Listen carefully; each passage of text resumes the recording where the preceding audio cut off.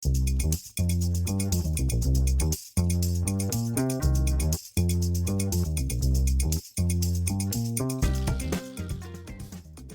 hello, hello. We're back. Hi, Anna. How are you? I'm good. How are you doing? I'm good.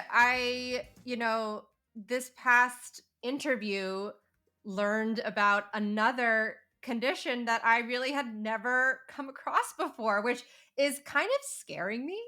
That as a practicing physician for 20 years, I am still hearing about new conditions.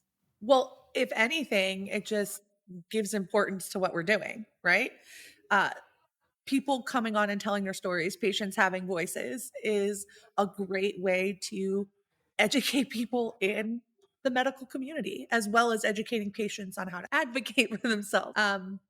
I really enjoyed this story because I felt like it really personified that idea of like second opinions, or in this case, third opinions, and how important they are on your medical journey. And again, that patient advocate we talk about all the time really is important. Well, let's get to it. Let's jump on in.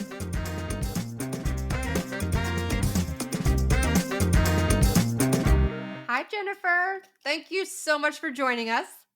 Hi, Dr. Nance. How are you? Hey, Anna. I'm so excited to talk with you today. We are so excited to have you.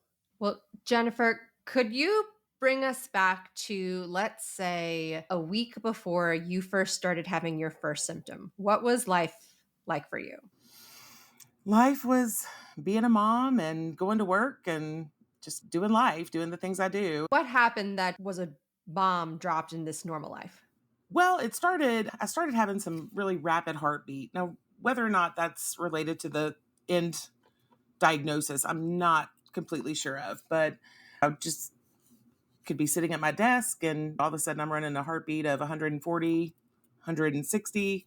And I'm not an active person. So that was unusual. How did you realize you were having a heart rate of 140? Well, the actual specific time I went to, it was lunch break at work. And so I'd gone to lunch and it had started during lunch. I said, well, I'm going to go to the local CVS and run my arm in the blood pressure thing and see what it is. And it was crazy high. I live in a very small town. And so I was like, well, I'm going to go to my physician. Their office was closed for lunch as well. And every physician in the area was also closed. So I ended up going, we have a nursing home in our town. That's where our EMT, our ambulance service, is run from. And I stopped in there and found an EMT and I was like, hi, would you mind checking my blood pressure? And he checked it and he said, well, you just got a ride to the hospital. So my heart rate was extremely high. And so he loaded me up and, of course, it's like, wait, no, we can't do that. I have to go back to work. He was like, no, you're going to the hospital. So that was the first of many ER visits during the course of this whole situation. So you are super resourceful. I would have never thought I'm just going to roll up in a nursing home and someone will take care of this. Sometimes you just got to do what you got to do. Yeah. So the EMT is obviously very concerned about you enough to bring you straight to the ER. What happened in the ER? Well, I was admitted to the ER. They ended up that particular day, they ran tests, but didn't see anything abnormal. Even then, I didn't get a consult for a cardiologist appointment. They just sent me on my way once everything was kind of back in order. And so fast forward, I'm having those issues as well. I'm still continuing to have that. I did see my general practitioner and was put on blood pressure medication at that point. But then I started getting a strange tingling in my limbs, in my arms and my hands and my feet and my legs. And eventually it was in my kind of the trunk of my body as well. But it was just kind of weird. And I really didn't think much of it. I had recently gone through a breakup. And so I was drinking a little bit more than, I had been in the past. And so I really chalked it up to that. I just thought that maybe that was my problem. I just need to cut that out, slow down. And it didn't get any better. It intensified and my eyesight started getting worse. I already have corrected vision, but it was getting progressively worse, I noticed. I really couldn't use my glasses. I couldn't make things out I would have to hold books right up to my face. I couldn't see far distances. It just was progressively worse. And again, I was lifing, so I really didn't put a lot of effort into finding out the cause of all of this. And these symptoms, they were just kind of in the background. Pretty much at that point, they were, is like, oh, that's weird, and just go about your day. I think as humans, we're all busy and we're doing things. And so we try very hard to just keep going, and we don't really take the time to look into these things. But Ain't that the truth? I honestly think sometimes we're conditioned to just be like, until my limb is literally falling off, I will persist, I which think I so. think that's a very American culture kind of Yeah. thing, this like the hustle culture, Right. which I think sometimes causes us to put our health on the back seat. So it makes complete Well, sense to that's me. it. I did Like, the same thing. going to the ambulance, that you can't take me. I have to go back to work. Well, they're going to be fine. Exactly. They can Who's totally gonna make it file without me. those TPS Yeah. reports? But as the summer progressed and in the fall, I noticed it getting worse. And then there was a numbness in my legs. It was, I just described it as heavy legs. It was hard to walk. And I remember going to a convenience store and trying to go in and was trying to step up onto the step to go in. And I fell. Managed to get myself up, got back home. And that became a pretty common part of my life at that point. Going, those next few months, I would fall all the time. I would try to get up from my chair, and it was like my legs just gave out, and I could not understand what was going on. And then it just progressively got worse. Luckily, it didn't happen anymore in public, but it did happen where we had to call people. Actually, one time my mom did have to call the ambulance to come and pick me up in our yard because she couldn't get me up. And at this point, obviously, I know something is wrong. It was just the intense tingling, and it was almost painful on the bottom of my feet with the neuropathy. And I remember my parents were out of town, and I called my mom, and she's like, I think that you should go to the urgent care and just get checked out. And so I did. And that's kind of where the odyssey began, really. I was sitting there on the examination table, and this is a little rural urgent care. And I remember looking out this little window up in the wall. And I just sat there and I thought, with the heart issues and the intense neuropathy and tingling, I just felt like my life was changing. And I didn't know how, I didn't know what it was, but this was going to be a life altering event. And I thought, my life is going to change somehow, some way today.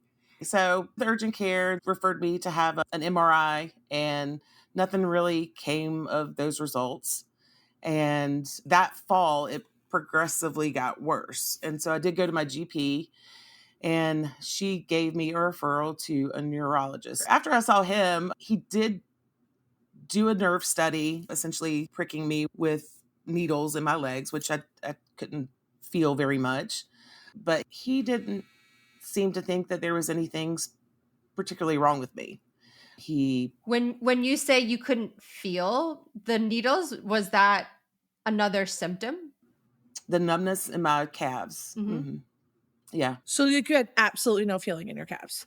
Certain areas. Now, at that particular point, it was kind of hit or miss. And so, there were certain areas that I could feel it and certain areas that I couldn't. But he did test with my balance and could I stand on one foot. But there really wasn't a lot of conversation with him. I'm telling him what I'm feeling, what's been happening. And he was just very dismissive. At that point, I was using a walker to get around. Oh, wow. And I don't think I was in a wheelchair at that first appointment. But eventually I became pretty much bedridden. Starting in the summer, I had the neuropathy and I was wheelchair bound by December. We had the whole toilet in my bedroom, the little hospital mobile toilet, and I had a chair in the bathroom in the shower. I couldn't walk. I couldn't hold a pen. I couldn't hold an eating utensil. I used to love to read. And with the vision, I ended up just listening to audiobooks because I couldn't focus on the page. And I got a bunch of those really, what is the large print books, I went on a Amazon buying frenzy of large print books. But he determined that there was nothing wrong with me, that I was stressed out, and that I needed to just get counseling. Actually, my mom reminded me that he told me that I needed to just see a psychologist. And speaking of that, my mother was pretty much my sole caretaker at this point because obviously I'm needing assistance. And she was also dealing with my dad who had injured himself. So she was splitting time between me and my father, trying to make sure that we had what we needed and we were taken care of and all of those things. And we asked for a referral for home health to come in. There are agencies that can come in and help bathe you, and they can clean or cook food, help you eat, just help you around the house and do things just in your daily life. And when she asked that particular neurologist for a referral for home health, he declined to give that to her. He said that we didn't need it. And I just left a bad taste in her mouth. It was just a feeling that he had very little empathy for my plight. He just didn't seem that interested. So we went back home and we're like, WTF? What's going on? But going back, you're a working mother, firing on all cylinders, working full time, taking care of your own family. And within a span of a few months, you are bedridden and no one thinks anything is wrong. Mm-hmm. She's just sad. I'm just She's lost crazy. all of her mobility because she's stressed out and sad. Stressed out, sad. I do not want to villainize doctors because there are amazing doctors out there. But when I hear stuff like that, I literally want to go punch a wall. Mm-hmm. How could anyone think? And Erin, please educate me if I am missing something here, that someone would become bedridden. And how many months was this, Jennifer? It was essentially 4 to 6 months since the onset of that first ambulance ride. In 6 months. How is that a thing that happens? Like why is that the first thing that always it seems to get jumped to? And at this point you have had multiple tests. So you've had an MRI, you've had an EMG, nerve conduction study, and those sounds like are primarily normal. Did your doctors feel like they just didn't know what was going on, or they thought that there was no problem going on? That's a hard question for me to answer for them. The way I felt when I left that doctor's office that day, I felt like he just thought nothing was wrong, and either I was trying to scam the system or get drugs or get disability. I don't know what he thought was the problem, but he was an older male doctor. And I'm convinced that I didn't fit into his cookie cutter. And you discussed this before as well, based on what his experiences were and what he had studied. I didn't fit anything that he had seen before. And rather than taking the time to get and think outside of the box or do the research, he just kind of wrote me off. It's like if he doesn't know the condition, then the condition doesn't exist. In cases like this, I'm always like, how did this go to mental health? I mean, how did that feel for you? Did you feel sad? Did you feel stressed? Did you Oh, I feel felt, like this might be a reasonable answer? well, I mean, you're starting to question, well, is there really anything wrong with me? Did I make this up? And is it something in my brain that, anyway, so you do start to question, you start to question your own sanity. And is this something that I have made up? If they're not finding something, or if they don't think they can find something, then, you know, is this just all in my head? Have I created this in some way? You have just a gamut of emotions. I felt totally isolated. And then there's anger, I know there's something fucking wrong with me. Why aren't you trying harder? I tried to be as positive as I could, but it was scary. I guess that was the biggest thing. It was scary. Like, what is happening? I don't understand what's happening. And I'm on Google and I'm looking up all my symptoms. And so then I've got this list. And so I went back to my GP and shared that wonderful story with her. And we decided that a second opinion might be in order. And so she then referred me to a second neurologist in a different city, had me do an MRI, and evidently I was twitching during the MRI. And I do remember the MRI technician saying, I need you to be still. I need you to be still. I was trying to be still and thought I was being still, but evidently not still enough. And for anyone who's had an MRI, they can sympathize with you because it's a long time and they tell you to be still and it's hard. Yeah. Those results, I never got a call from that neurologist. And when I called him, because I had not heard from anybody, any results or anything from that MRI, I talked to his nurse and she said, everything came out fine on your MRI and there's nothing else we can do for you. And I was like, okay. I never even spoke with him. I just heard from his nurse, and that was her relaying his message to me. So that was another blow. You know, why can't they find Yeah, something that's not wrong? great. So So it there's sounds that. like you had an MRI that was compromised because you were moving. And instead of repeating the MRI, they just said nothing was wrong. They said nothing was wrong. There's nothing else we can do for you. I will never forget that conversation with that nurse. It was, yeah. So then where do you go from there? Well, I went back to my GP and spoke with her. My GP, her name's Kiana, and she was just phenomenal. She always took the time to see me whenever I would call. I would go back to her with these reports from doctors who really didn't have much to say. And she's like, well, we'll pick another one. We'll do another one. We did more blood work. I was tested for Lyme disease, multiple sclerosis, lead poisoning, you name it, tons of different blood tests. So it sounds like they're trying to cast a wider net by ordering different and, thinking, is this an infection? That's what they're testing for Lyme disease. With the MRI, they're thinking, is there something structural in your anatomy that is causing this? The neurologist is trying to figure out if the nerves are malfunctioning. So it seems like they are trying to build a larger body of evidence to find out what it is, but you keep coming up empty-handed. Empty-handed, nothing. How did Nothing. that feel every time a test came back? You start really getting hopeless and depressed because you're at this point, something's wrong. You know something is wrong. And it feels like every stone that you're turning over, there's nothing there. And nobody can answer your questions. And I tried to stay as upbeat as I could. Obviously, I've got kids. I have two sons. My older son was in high school at the time, pretty self-sufficient. And then I had a younger son, and he ended up having to go and stay with his father. We were divorced. So having my son go and stay with his father, it was really hard. That's one of the things that if I'm angry, that's one of the things that I'm angry about.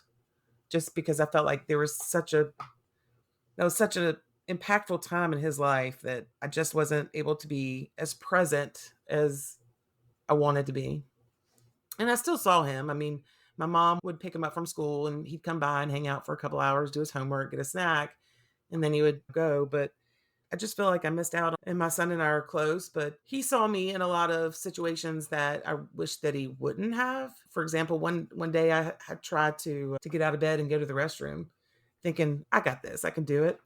Well, I couldn't, and so um, couldn't reach my phone, and so I laid on the floor until my mom came home with him, and the two of them had to, get me up and get me back in bed. And being a parent, you don't want your children to see you in that state. So I knew it was better for him to be with his dad that could take care of him on a more consistent basis.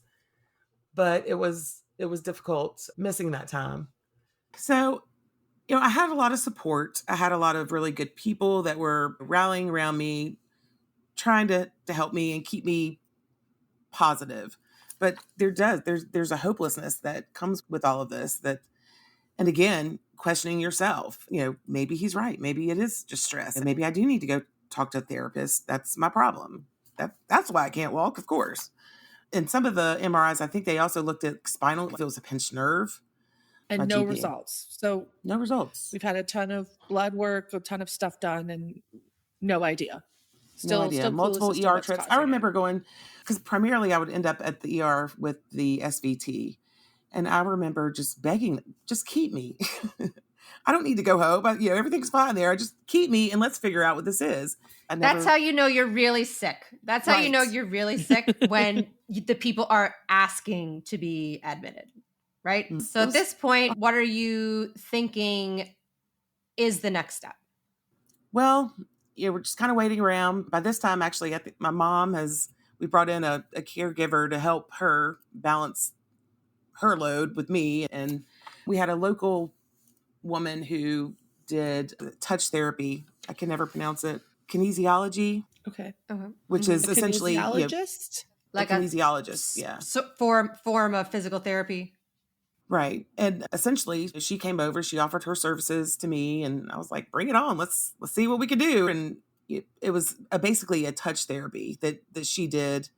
And I remember the first time she had me get off the table after one of our appointments. And I was like, oh, I feel better. But kind of in hindsight, I don't, if it did anything, it wasn't anything. It wasn't very effective and it wasn't long lasting. It didn't last very long, but I appreciated her reaching out to me and seeing if she could help. So Aaron always says that the most powerful medicine is hope. And I think if that did work for you, it probably was like you hoping it would work. mhm. Not to discredit the whole practice, but I imagine that if it only had a short-lived result, it's because you just really wanted it to work. Something's got to work. Yeah, and I've had results in my own personal medical journey where I've thought something has worked, but it's been more that I've wanted it to work so bad that it had a result, but maybe that was just the hope inside of me pushing that result. Does that make sense? Absolutely. Like, yeah, so I get it. I get why you'd be like, "It kind of worked, but not really," Yeah. because probably just, the hope. And you have to maintain it. You have to. Even in the darkest hours, you have to believe that there's a light at the end of the journey or at the end of the tunnel there. Agreed.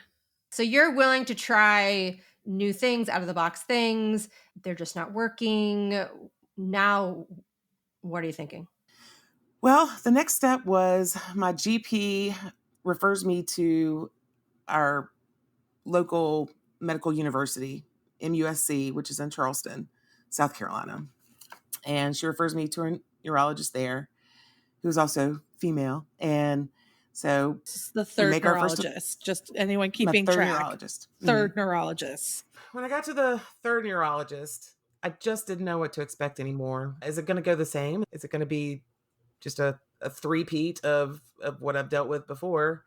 And it wasn't until we were getting ready to do a nerve study and she had left the room and I'm sitting there on the table and I'm just start crying and she comes back in and she's like, "Oh my gosh, what's wrong? Are you okay?" And I said, "I just want somebody to help me. Something is obviously wrong. I'm tired of being told that nothing is wrong, but I just want somebody to help me." And she sat down beside me and she said, "We're going to get this figured out. We are going to leave no stone unturned. We're going to figure this out." And by God, she did. I had several appointments with her. It's about 3 hours away from my town. And she, redid MRIs and CT scans. She did nerve biopsies. She did the nerve studies, blood work, you name it, and she did it. And initially, her findings, she thought I had CIPD, which is an acronym for chronic inflammatory demyelinating polyneuropathy. And it's a deteriorating of the covering on your nerves. Is that the best way to describe that? So, how a nerve, anatomy wise, think of it, you have the head of the nerve and then the body of the nerve, like the tail. And that tail is wrapped in a insulating material called myelin. And that myelin acts as both like a conductor and a cushion for the signal to go from nerve to nerve to nerve to nerve to nerve. A demyelinating process is when that nerve is stripped of that protective covering. And so it short circuits the whole wiring process. So the message never makes it from nerve to nerve to nerve because the myelin isn't helping the message get through. Well, that was her initial thoughts was CIPD. All of the symptoms matched her description of it all matched. And so I was like, okay, well, that sounds like that could be a winner. And then she brought up the IVIG treatments. So there was an actual treatment. And, if you read up on it, it sounded very much like what I had. And so it was a pretty exciting moment for us. Okay, well, now we've got a diagnosis. We've got something that we can fight at this point. And we were going to proceed with an infusion of IVIG treatment, which is a sort of an antibody infusion to try to Yeah, get. so IVIG, IG is it's called an immunoglobulin. And again, these are kind of parts of the proteins in the immune system that help the body take care of itself. So IVIG is an infusion therapy, meaning it goes in your vein and it distributes these antibodies, these IG antibodies throughout your body. And that's a very big process. That's a very expensive process. That is a very regulated process. Not just anyone who asks for IVIG can get IVIG. And talk about hard to get. That's another part of the story and part of my frustration. When all of this began, I was employed. I did have insurance. Then I was put on short-term disability, which that kind of became a hassle. Eventually, I was let go from my job, lost the short-term disability. Then I'm trying to get disability and also, Medicaid, something to help with all of these, of course, bills racking up. Yeah. There's just so much red tape. There's so much information they want and paperwork they want. And my poor mom just, I still have the folders of all of that. And it was a good several months to get any of the disability. They don't make it easy. And I understand that there are people that abuse the system, but there are plenty of people that were in my situation that need it. Yeah. So that's another frustrating part of medical care, aside from doctors that don't try. But so that was frustrating. So now you are on your third neurologist. Mm-hmm. She is concerned that you have a nerve disorder and she would like you to start a pretty invasive therapy. Were you getting excited for this new potential treatment? What were you thinking? I was. It's strange that you could be excited for any diagnosis, but at this point, it's like, okay, well, we've got an answer. Then let's get it. Let's get to it. She did come back to me after that initial diagnosis, and she said, before we start this IVIG treatment, I would like for you to have a PET scan. I said, okay. Well, at that particular point, I was on Medicaid, I believe. They would not pay for a PET scan. So they would What pay is a PET for. scan? So what a cancer is unchecked growth of cells that multiply and divide unregulated. That's how a tumor forms. So a PET scan is looking for areas in your body where you have this abnormal rapid uptake of rapidly dividing cells.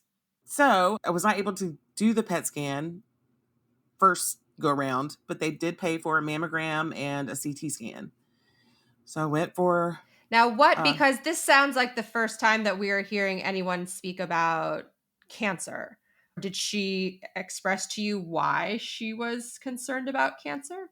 When she approached me with it, she said, there are some malignancies that present this way. It's very rare, and she kind of blew it. I don't want to say blew it off, but she didn't make me feel anxious about it at all. She was, it's very rare. I don't think that's the problem, but I just want to make sure that we're covering all of our bases. And so that's kind of how she approached the subject with me. Let's do our due diligence. So I did my mammogram, I did my T scan. There was I guess a radiologist that was in there, and I asked him because he could see. And I said, do you think it's breast cancer? And he's like, well, I'm not supposed to really say anything. He said, but, you know, my first hunch is, yeah, probably so. And I was like, oh, okay. So when I left the hospital, I kind of had this seed planted that, okay, well, it's breast cancer. The next afternoon, I got a phone call from the imaging center liaison, and she said, I'm just calling just to let you know that you do have breast cancer and we'll be in touch. But honestly, even though I thought we had something else going on and then it was breast cancer, honestly, at that point, I was okay with it. I mean, there's no other way to really be. I guess I was kind of amazed at the fact that she recognized that that could be a possibility, you know? I'm glad that she wasn't so dead set on the CIPD thing that she didn't say, wait a minute, let's just try one more thing. Let's rule this out. And her then diagnosis was that I had a perineoplastic syndrome associated with the breast cancer. And What so is then we that? proceeded with that. She explained that there are some malignancies that could present this way, that it was very rare, but essentially my immune system, in an attempt to fight the cancer, was shooting out these antibodies that were attacking my nervous system instead of attacking the cancer. So it was attacking my, you know, my eye nerves and my leg nerves and my hand nerves and all of those things in an effort Oh, to It's kind of combat like what it their was. aim is off. Mhm. Right. But what's very interesting, Jennifer, is that, you had so many different types of symptoms, right? Ones that it seems almost impossible to connect the dots, right? Your vision was going off, you were falling, you were having numbness and tingling in your hands and your feet. To get this diagnosis, I have to tell you, seems like get like a needle in a haystack figuring this out. The forethought of that doctor to think about cancer. And again, we had talked about this last week about moving beyond symptoms and thinking about systems. Like cancer as a whole category is something that when you don't know what is going on, think about cancer.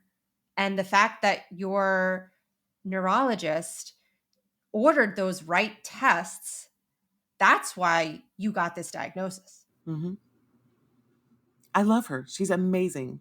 She was amazing. And, you know, she made, she, I don't want to say made me a promise, but she said, we will figure this out. And we did. And I will forever be grateful to her. It's about having that doctor advocate. We say this like a broken record, but if you find that one doctor that cares about you as a human, and I would argue that it was maybe your GP because your GP arranged Absolutely. this, having that one doctor that will fight for you and listens to you, believes you, is the key, in my opinion, to treating an illness. It doesn't have to be every doctor. It just has to be one doctor that will show One up doctor. and fight for you and keep giving you places to look for new answers until you find a solution. So now that you have the breast cancer diagnosis, that opens up a whole nother set of, right? Because once you hear that C word, now we are in, When cancer I treatment heard the C mode. word, I was like, hell yes, I have cancer. We've got an enemy. Let's go. Let's do this. It was, I mean, I was ecstatic because it was like, okay, we have an answer on it. You are not our first guest to be ecstatic that they heard that they have cancer. Yeah. And for anyone who doesn't understand what having a undiagnosed problem or a misdiagnosis is, to just think about that for a second, that you are ecstatic that you have been diagnosed with cancer. That Mhm. is how stressful a process it is when you are undiagnosed. Absolutely. Being undiagnosed sucks because you don't know what's wrong with you, but also you can't treat what's wrong with you Hmm. if you don't know what it is. And so, even though it was cancer, it was the first chance of something being better. And I think Right. that's why diagnoses are so liberating. Is Liberating. like, That's oh, what. we might actually be able to treat this, Hmm. do something with it, even though it's the C word, Yeah, which apparently you were very excited to hear. I Oh, was. yeah, I mean, at cancer. that I will point, it never was, forget that. yeah, now we have a diagnosis, an enemy, somebody that we can fight. And that's then the mindset that I took on. And of course, I had my little army of people. But Yeah, let's go to yeah, war. had to go Let's to go to work. war. Yep. So when I was diagnosed, I was at stage 2, and my oncologist and team of doctors were very confident that I would be able to beat this. In some ways, I'm grateful for the paraneoplastic syndrome because it actually did lead to the discovery and diagnosis of the breast cancer, because that was not on anyone's radar because I didn't have the family history. At that point, I was 40. So mammograms then, it wasn't, that wasn't a big push to have your mammogram. It was 40 or after, And so, yeah, I think essentially the symptoms and the illness that I had was able to diagnose what was the real problem to begin with. And got in there and got with a surgeon. I had a lumpectomy on my left breast, had lymph nodes removed from under my arm, and proceeded to do chemotherapy, which I did for about 6 months until October. And I did that 3 times a week. And again, I'm going to driving an hour for that. So that was a 2-hour each way. I think it's important to acknowledge that sometimes taking care of your health is almost like a full-time job. Just for everyone who's listening to this, she's driving sometimes multiple times per week, 3 hour. Now she's doing chemo. How often do you do chemo? Started Three out times 3 a times a week, right? week. Mhm. Yeah, that's another hour away. Lots of times people are like, well, why didn't you do all these things for your health? It's like, because I didn't have the time or I didn't have the money. And I think those are things we don't really talk about sometimes with healthcare. It's just how time consuming it can be to actually manage your illness. Absolutely. And how expensive it is to be Oh, sick. yeah. It's like if you don't have, maybe you have the time, but you don't have the money. Or maybe you have the money and you don't have the time. The support system. Yeah, there are people out there Oh, that don't yeah. have the support system. Luckily, I mean, I wasn't driving. uh, I hope not. yeah, I had people that were, my mother and my friend and my care. They would take me to these appointments, and it takes a lot from everybody. When I It say I had an does. army, I legit had an army, and I'm so grateful to everyone. So, I think that community is a really important part of health as well, mhm. right? You really do find out who's in your corner when you're struggling. And I'm so happy to hear that you had such an amazing group of people around you. I Not did, everybody gets and to have that experience.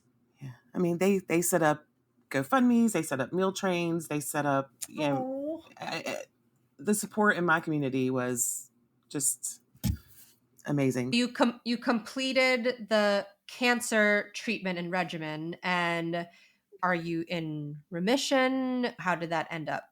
I had my last mammogram last month, and it came back fine. Everything looked good. There was no new areas of concern, and so I'll continue, doing that on a yearly basis now. So the treatment for the cancer was what ended up, for the most part, treating all of these random symptoms that you were having. Correct. Yeah. Honestly, they started going away pretty quickly. I did have one IVIG infusion prior to starting chemo, and I think that helped. But then once my chemo started and with the continued physical therapy, that helped tremendously. Still to this day, I have neuropathy in my hands and my feet and some numbness, but not a lot. But my hands and my feet are still pretty tingly sometimes and they can get numb. For the longest time, people didn't want to sit beside me because I'd make them rub my hands because it just felt good. So I'm walking, and actually, my kind of a good point about my son, he and I actually go to the gym 3 nights a week together, and that's our thing. So, I'm going to the gym and walking and working, doing all the life things again. But I think it was funny. Remember the MRI, which Dr. Nance had hit on it, but remember the MRI that, there was nothing, it showed nothing, and they couldn't do anything for me for the second hmm neurologist? Well, yep. my third neurologist at MUSC got a copy of that, and she went to try to look at it. And just as Dr. Nance said, because of my movements, it was unreadable. And she said, "You can't even see what's on here. There's nothing to see." So, that was one of those blows. It's just like, really? Why didn't you just have me come and redo it? I don't know how you resist the urge to like roll up to that first neurologist office, totally Pretty Woman style, and to be like, you thought I had a mental health issue. Big mistake. Big mistake. And then drop the word cancer, because I feel like that is the ultimate mic drop, and then just walk out and be like, I know that's incredibly immature, but I would want to do that. I mean, it's hard because doctors are people too, right? People make mistakes, people have issues, but at the same time, like, how can you improve from a mistake if no one ever brings it to your attention, right? Like, that doctor's Yeah. moved on. He's not thinking about, he probably doesn't even remember you, right? So, And I think there's a way in which to do things that doesn't put the physicians on the defensive and instead offers a learning opportunity. And I even remember I was watching a TikTok video about a woman who she knew she had ovarian cancer, mhm. and she was talking about symptoms that she had that she couldn't explain why they were happening, but now that she knew the answer, and one of them was tingling in her hands. And I thought to myself, I'm a hand surgeon. If someone comes into me with tingling in their hands, there I am not thinking about ovarian cancer, right? Yeah. But in this case, probably she was having a paraneoplastic syndrome where the tingling was a symptom of the cancer, the over response to the immune system. But just me hearing her story, now I have that in the back of my mind, right? When I have a young woman in her 30s or 40s who probably doesn't have carpal tunnel, right? And at least to think of it in terms of, we talk about this all the time, our differential diagnosis, our wide net of possibilities. And now, because I heard that woman's story, that's in my net. Yeah. I mean, what I would like to ask you, Erin, what is the right way to have that conversation with your doctor that leads to them progressing in the way they treat people, but at the same time gets the point across that, like, maybe you didn't get the care that you deserved? Because I think I am I'm an emotional being, and I have a feeling that my gut instincts are not the way it should be dealt with, i.e., Pretty Woman screaming. So, what would you recommend if we want to give feedback to a doctor? What would be the best way to do that? I honestly think the best thing would be to schedule another appointment with the doctor to just discuss what happened. And again, it's mostly about the tone, right? In that we're using this as a learning opportunity, and not, because I will say that in the back of every doctor's mind, right, we're thinking, does this patient want to sue me? Does Mm, right? Okay. So from the get go, the physicians are going to be on the defensive. And again, the number one reason why patients sue physicians is not because of bad outcomes, it's because there was bad communication. Because I think most people understand no doctor is trying to intentionally miss something on your MRI, right? no. No doctor is intentionally recommending a treatment that they think could hurt you. But where the patients get really angry is, well, you didn't even tell me that the MRI was unreadable. Mhm. To me, that is the most egregious part of this whole story. Not that they didn't necessarily get the diagnosis right away.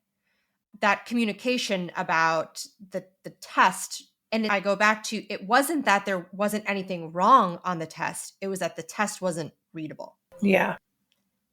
And that is different from saying there's nothing wrong. Well, the fact that they did not follow up, I had to call them literally, might have been even as much as 2 weeks after the MRI, and never spoke with the doctor, spoke with the nurse, and, her words, the MRI didn't show anything. There's nothing more we can do for you. And that was that conversation. And, then to go to my third neurologist who has a copy of it and says there's nothing to see because you can't read it.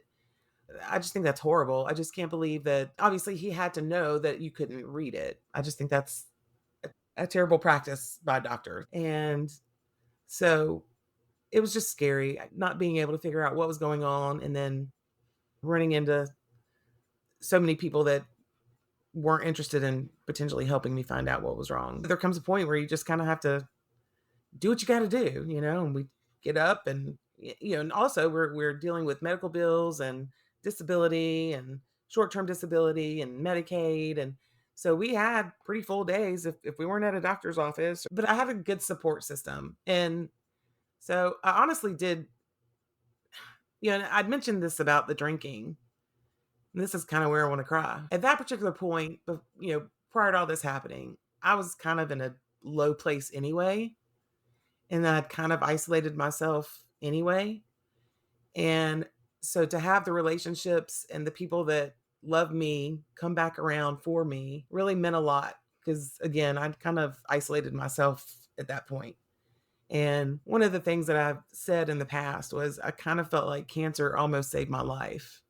That's where I was. And I think that's a theme that is throughout our episodes is the patients almost always come out stronger in the end, and they really learn to trust themselves, and you won't be caught again, right, in this situation where you're going to let someone tell you, no, that's not real, or that's nothing. Absolutely. Well, it's an incredible story, and again, one that cancer is so common and so prevalent that sometimes it's easy to just blame all the symptoms on your cancer, but your case is a really great example of how there can be other problems related to the cancer that you don't just brush off, right? Losing your vision, losing the ability to walk. I don't think anyone who is diagnosed with breast cancer that's on their radar as a possibility. Yeah, I'd never heard of that.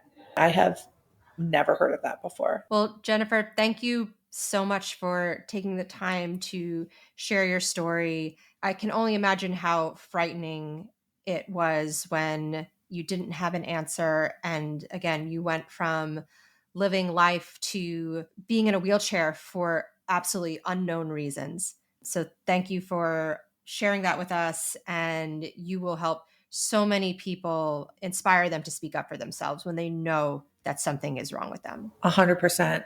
Yeah, thank you guys so much for having me. It's been really great telling my story, and hopefully it can maybe help someone out there get their own diagnosis. And another reminder, get a mammogram.